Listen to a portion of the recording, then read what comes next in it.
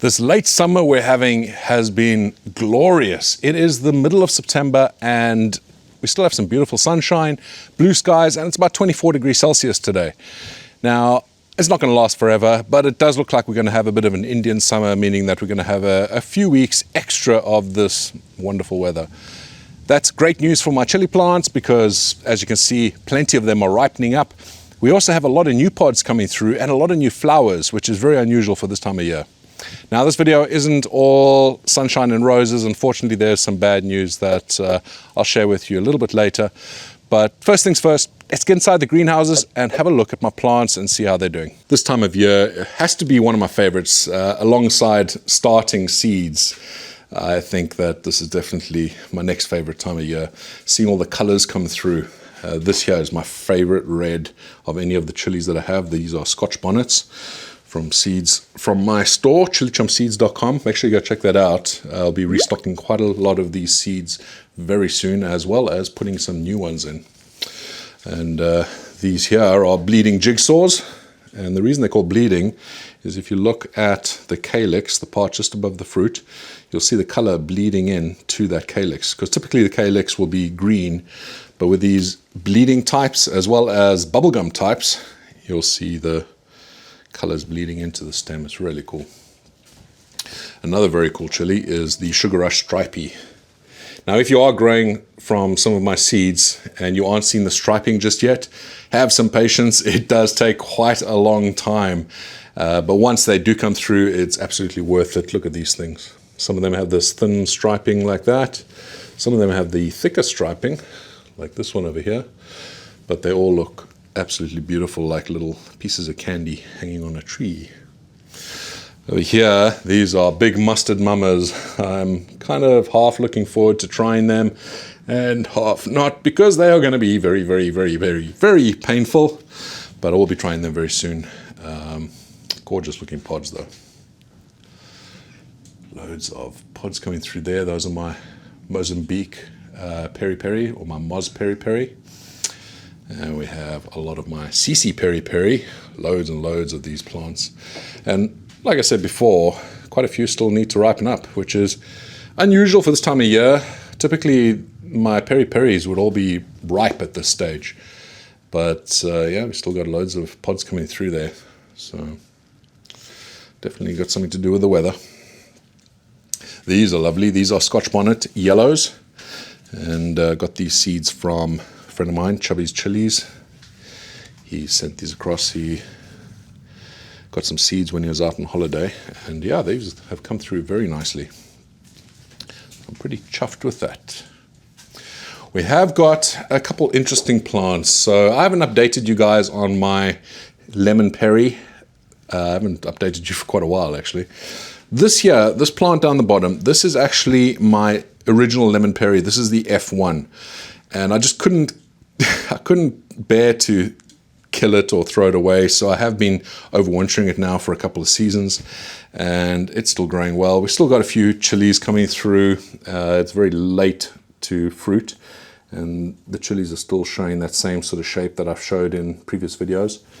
The flowers have settled a little bit, but they're beautiful looking too. It's a cross between a lemon drop and a peri peri, or my CC peri peri. This here is my F3 version. Now, what's very weird, I've got a few of these F3s, but this one in particular is a very strange one. And I think I might diverge my cross with this one, because you might have noticed there's a very strange looking pod. That doesn't look like a lemon drop or a peri peri. I have no idea what's happened here. There are actually two of these pods. So another one over here. That looks more like maybe it could be a funky lemon drop. But that there, it's got a tail, which I'm not complaining. So I will probably be growing this out again next year. What's interesting is we just looked at these flowers. This is from my F1.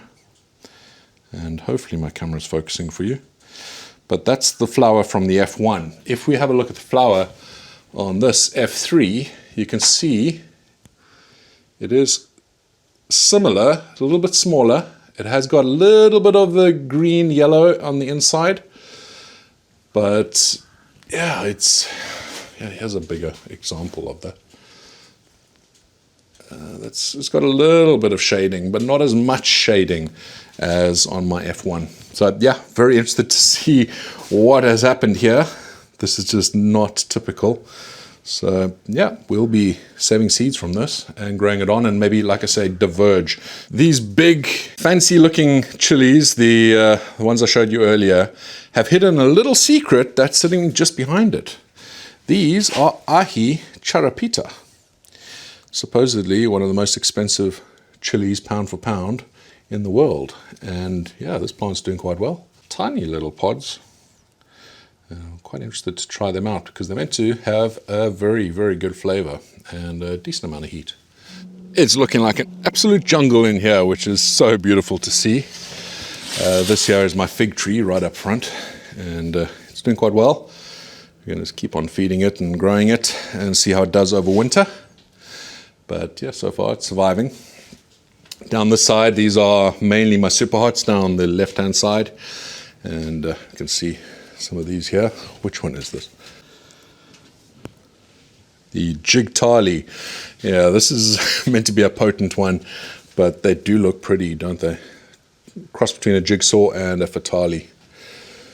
Fatalis are notorious for the type of capsaicin that they have. They might not be the hottest on their own, but the capsaicin they have, when you mix in a fatali with some other chilies, you end up getting some very hot ones. Like this one here. This is a chocolate primatali, which in my opinion is the hottest chili I've ever eaten. And yeah, that's crossed with a fatali and a 7-pot primo. I believe that's the cross. But definitely got some fatali in there. These here are the fatalis. So these are around about 350 to 500,000 Scoville. And yeah, you cross these with something else that's really hot and you have a bit of luck, you will get something that is ridiculously hot. This here is the Big Black Mama. It's very similar looking to the Big Mustard Mama, very gnarly, gnarled up look. It is extremely hot. I have had one of these. They come on very, very fast with the heat, and they hold the heat for a good 10-20 minutes. It's ridiculous, but beautiful, beautiful chili pods. I love the look of them. Loads of chilies coming through here, super hots. Some not as hot. What is that? That looks gorgeous, doesn't it? Let's see what that is. That's a jigsaw. Yeah, I've grown those before as well. Beautiful pods and very hot. I've actually made some sauce with it. They are beautiful. And we have some 7-pot primos. Check out the tails on those. These are scary hot as well. I've got quite a few 7-pot primos growing. And again, people are asking me all the time when I'm going to have seeds for these in the store. Very, very soon, within the next couple of weeks. But check out all the ripe chilies coming through. It's amazing. This here is my auto pot system that I was sent to test out. I was a little skeptical at first, but as you can see, it's actually done pretty well. And it's fairly low maintenance. It does use a lot of water, so I have to keep filling that thing up probably once a week at the height of summer, just for 4 plants. But the results, you can't really argue with that. This here is the Congo SR7 pod, gigantic, and yeah, loads and loads of pods on here. They are beautiful. And yeah, we'll be harvesting those soon, but I'd say there's a good kilogram, maybe 2 of pods on here. And the others here, they're all doing well as well. But yeah, not a bad system. It's expensive for what it is, but it does a good job. So, I mean, I'm in 2 minds. I would recommend it if you've got the money. But I don't know. I'm not going to be changing all my system over to this. I'll probably keep on using this one next year, but I won't be investing in any more, I don't think. Unless, I don't know, we'll see. We'll have a chat with the guys and see if they've got anything new in the pipeline. This here is my hydroponics 7-pot primo, and loads of flowers. So got some time still for this one to put out pods. We've got some pods in there, little tails on this one. but loads of flowers, and I think it needs some cooler temperatures to really set a lot more fruit. We've got some, well, you can see them shining through down the bottom. They like to be hidden away from direct sunlight. You can see there it's down in the shade where there's a lot of the red ones popping through, but up the top here, not really setting as many fruit. So yeah, I think this is one of those plants that like to be a little shaded, similar to actually the that SR7 down there, the Congo, because again, all those pods are coming underneath the leaves. You wouldn't really see them unless you lifted up the branches like I did. This is my CC Fushimi, still showing this wonderful different coloring, some striping on the pods. I'm really happy with this cultivar that I've isolated, and again, there will be seeds available in my store for these, but the striping actually looks more pronounced this year than last year, but the leaves are doing the same thing as they did last year. And last year the striping was mainly in the green phase, not really at the ripe phase, but here you can see there's a bit more striping when it gets into the ripe part. When it's fully ripe, it looks like the striping goes away, but until then, it's a beautiful, beautiful plant. There are definitely some lessons learned with the system I built. This is the first year running the system here. Some plants thrive in it, other plants not so much. This one's interesting. This one is actually doing really fantastic now, but it took about half a season to get beyond about, I don't know, about that big. This plant, you can see some of the branches are breaking off. They just got way too heavy with pods. Again, that's something I will be needing to fix next year. Just a bit of a change in the nutrients. It'll help that with the breakages. But we'll sort that out next year. Check that out. Some beautiful, beautiful pods coming through on this.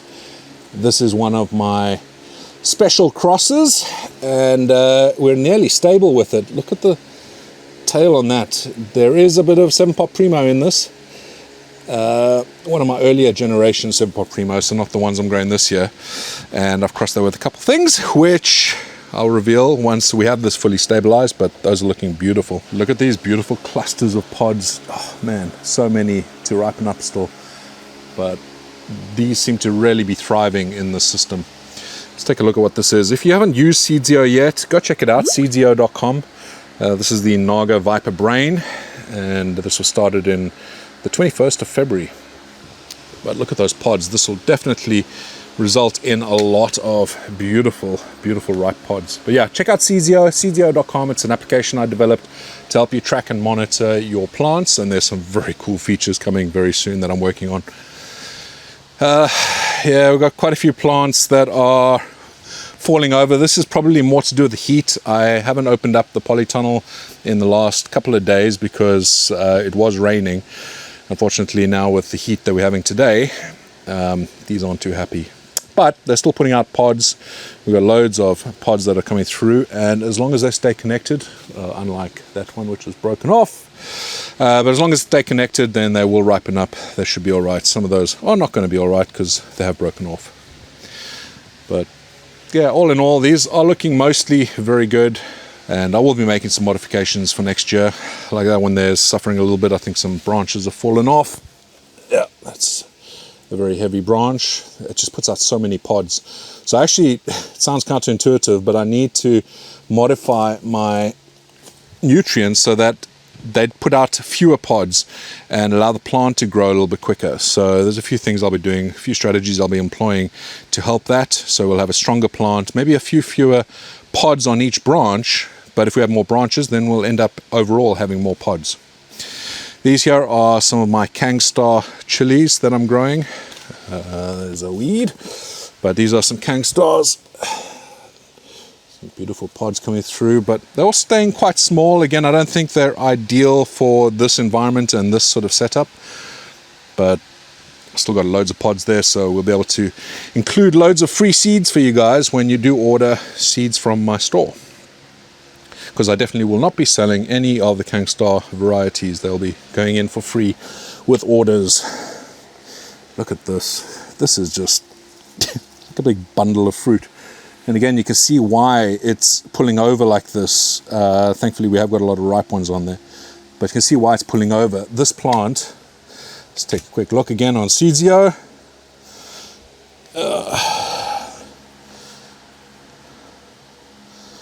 It's a bleeding jigsaw, another bleeding jigsaw. These look quite a bit different than the other ones I'm growing in Little Chump, but wow, this is productive. Definitely enjoys the hydroponics, that's for sure. Over there we have some plants. I need to actually water these. I haven't watered these since we got back from holiday last week, but these are all inside soil, and yeah, they need a good watering. You can see they aren't very happy. Well, some of them are all right, but some of them, like this, are in desperate need of some water. This plant is an interesting one. I have no idea what's happened here. So that there, these pods, lovely looking pods with some striping on them, are on the same plant that these pods are on. I don't know how that has happened. Pretty sure I planted one plant here. I'll have to look down below, dig up the soil later on in the season. But you can see there's one stem coming here. This stem is growing out these pods, and that top stem is growing out these ones. Although, I don't know, that branch is still coming off this one. So I don't know what's happened here. I'll have to check later on in the season when I dig this up. I'll check if those are connected at the bottom. But yeah, we've got two totally different pods coming through on this plant. Let's see what this actually is.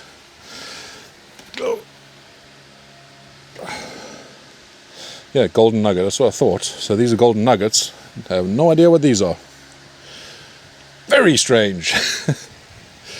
That's part of the fun of growing chilies, is some of these little anomalies that happen. Beautiful. Oh, my lemon tree is doing well. Got some big old lemons.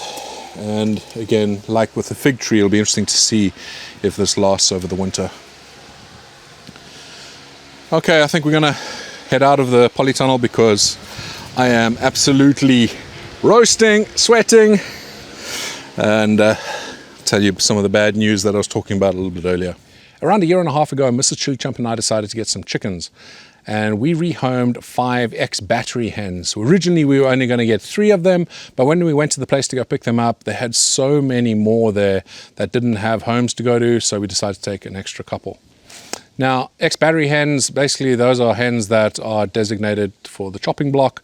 They will be turned into dog food or whatever else at around the 9-month mark. These are the hens that lay the eggs that you buy in the supermarkets.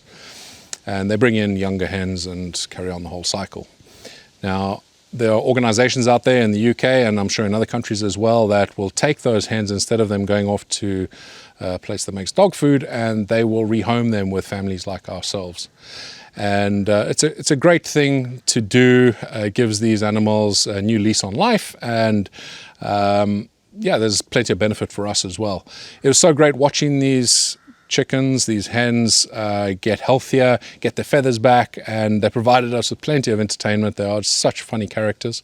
I often would have the chickens following me around in the greenhouse. Whenever I'm checking on things in there, they'll just be at my feet. Unfortunately, last week we came back from a mini vacation and one of our hens was not looking too well. When I went to check on her the next day, she was completely lame.